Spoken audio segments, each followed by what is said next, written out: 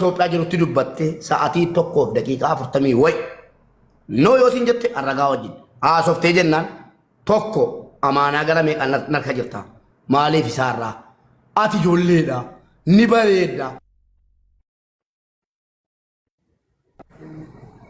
joonjiin kun isaa baay'atti dawwala abbo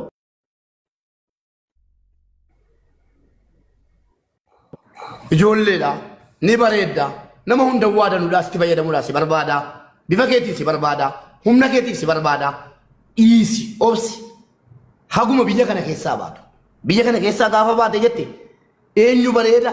eenyu naa ta'a eenyu jettee miila kee diriirfattee filattee waliin haasawus jiraachuu hin dandeessaa jedhee dhorgee keessattuu bilbila namaa kennuuf meseenjara namaa deebisuu irratti nama kayroo jiru wayii isii gowwomsee bilbila harkaa fuudhee ofitti miskoollatee meseenjara keessa galee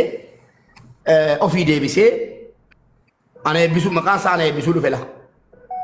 ana eebbisuu dhufeeyyi mucaa amaanaan harka jirtu harkaa balleessuudha meseenjara sii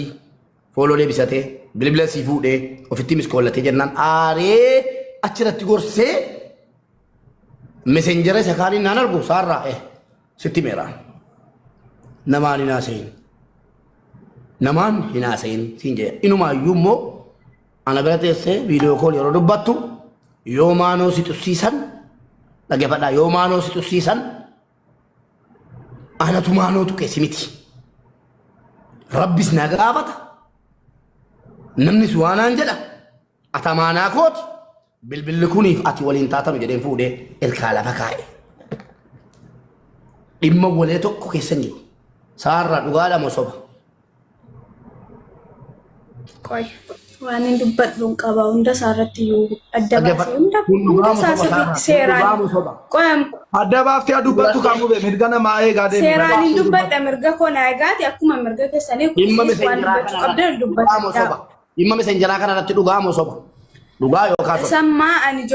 ijoollee biyyaatiin hin dubbataa ture dhugaadha sammaa akkaataa qoy egaa kalas fitadhee waan barbaadde daqiiqaa sa'aatii lama seegaa achuma ananiyyi dhimma waleetii waliin laallatu irraa fuudhee bilbilicha jechuudha saarraa ati waa'ee miidiyaa kana siin galle namni suuraa nama kaafata nama waraabbata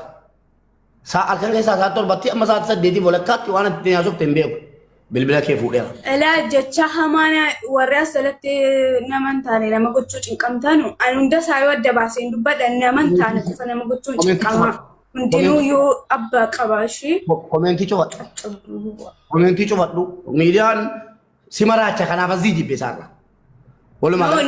No isaan maaqoo ayisittanii maamubi. Walumaa galatti. Ani. Kun qoy egaa saarraa fixeen kaa. Saara Mubaarika fixatu. Halkan walakkaatti naasofte nara fiftee kaate. Kun hin ta'u namni abaaramaadha keessattuu si ofirkaan gaachuu ennaan dhiirrii wanti isin gooniin jiru. Jedheetanii bilbicha kaa fuudhee lafa kaa'e akkam beekutti akka rabbiin arguuti. Malee tarii awwaleedhaan waan itti bameen beeku sababii ati kiristaana taate irraa fuudhame jedhamuun mala maal jedhamuun mala guyyaa tokko yoo ati wannan jedhu maal beektu dhimma waleerratti. Duris erga inni kiristaana ta'es mirga keeti waan ati barbaadu irrattan si wajjin dhaabadha. Waan ati barbaadu Tibil bila majira obsi saran dubbat hausati atumuratu. Walumaa galatti waa'ee awwaleerratti saarra awwaleen obboleessa kooti yeroo manni islaaminaa keessa jiru obboleessa kooti siin ta'u taanaan bakka feetetti isintu walii gale isintu xumure garuu akka nama tokkootti immoo akka amaanaa harka irratti bakka awwaleen hin fedhu jettetti dirqamaan tisiisa akkasirraa kaasuu hin dandeenye kana sammuu keetti qabadhuu jiraadhu. Ammati barbaaddetti immoo mirga keeti jaalala gidduu hin galu gaafati immoo hin barbaadu jette immoo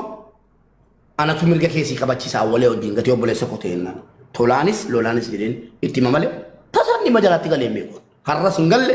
kaleessas hin galle boruullee hin galu nan laallatu waa'ee jaalala. Wanta amma sinii galuu qabu ani Ini tumura. Ani wae jalala TV. Koi sarra.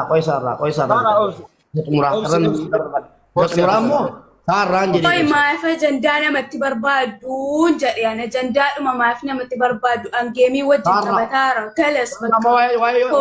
an bakka of danda'e kun ammala qoy wanta awwaleen namtee miti hamaa nama gochuudhaan cinqabnaa ani nagaa kootiin kunoo kana barbaachisu godhadhee godhe qoy isa ana mama ne kenju si arrabsuun danda'anu si arrabsuun danda'an amma nama bareetti isaan jiru garuu ana ofii falli of ta'ee jiraata malee wanti waa'ee zimmedhanii bakka biraa taa'anii nama dhufu. Yeroo namni beeku waan anaaf si beenu sana namni beeku innaan mana keesseenu mu beenu feera jedhan inuma iyyuu sirraa buusuun nufi anu mata kana ummata yeroo nan dhufee mana kee galee jedhu mu beenu feera jedhu irraa buusuun nufi iyyuu